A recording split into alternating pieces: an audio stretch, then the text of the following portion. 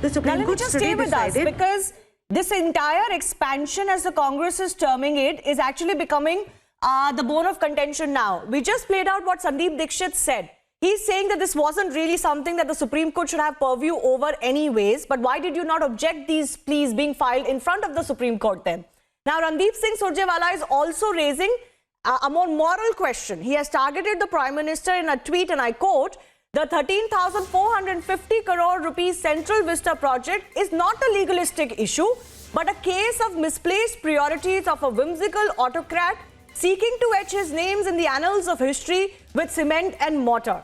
So their basic problem now is that it is being done. The problem is not the clearances. The problem is not the environmental issue or the heritage issue. The Congress has changed the goalpost to now say that it is only because of some egotistical matter of the Prime Minister, calling him a whimsical autocrat and terming this a misplaced priority.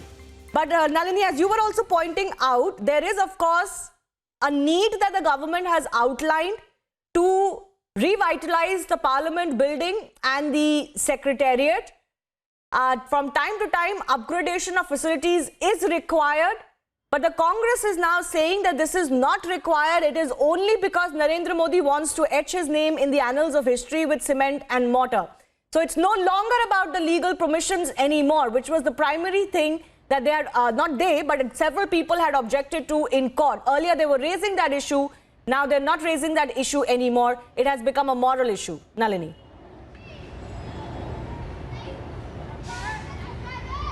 Well, Shivani, what's interesting over here is that even the arguments that were brought forth before the Supreme Court objecting to this building were more of something emotional in nature, where they spoke about how the entire stretch between Rashtrapati Bhavan to India Gate is a part of Indian heritage. It's been there since the time of the British rule in India, and it's something that people enjoy on a daily basis because people come there as a recreational activity.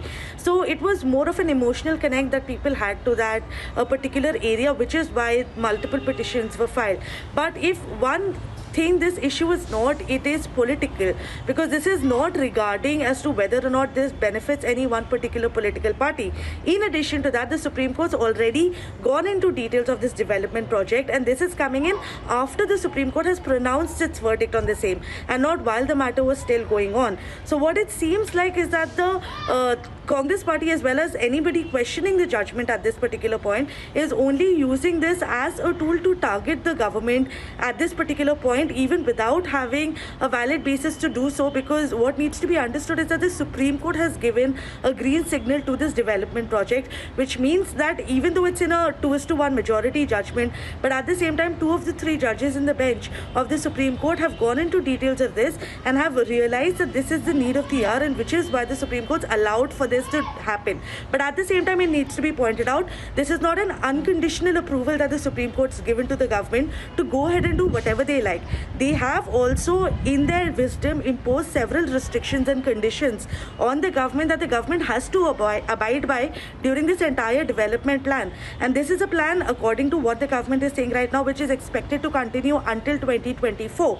So if the construction is happening in the heart of Delhi, they will have to ensure that smog guns are used and smog towers are put up. So all of that Supreme Court's categorically stated. So it's not a blanket approval that has been granted to the government to go ahead and do whatever they like according to their own whims and fancies. So it needs to be understood that the Supreme Court has also applied those are, of course, procedural case. issues as far as the construction and the redevelopment is concerned. But as far as the construction going ahead in the first place, that has been cleared. The Congress is now raising a more moral issue now, attacking the Prime Minister, saying that he's doing it for his own personal satisfaction or for egotistical reasons, calling him a whimsical autocrat. Sandeep Dixit earlier also said that expansion of the government resources or government buildings is in a manner autocratic and extends the autocratic side of the government. Now, how the two can be linked is another matter, but this certainly is a matter that the Congress is not leaving just as yet.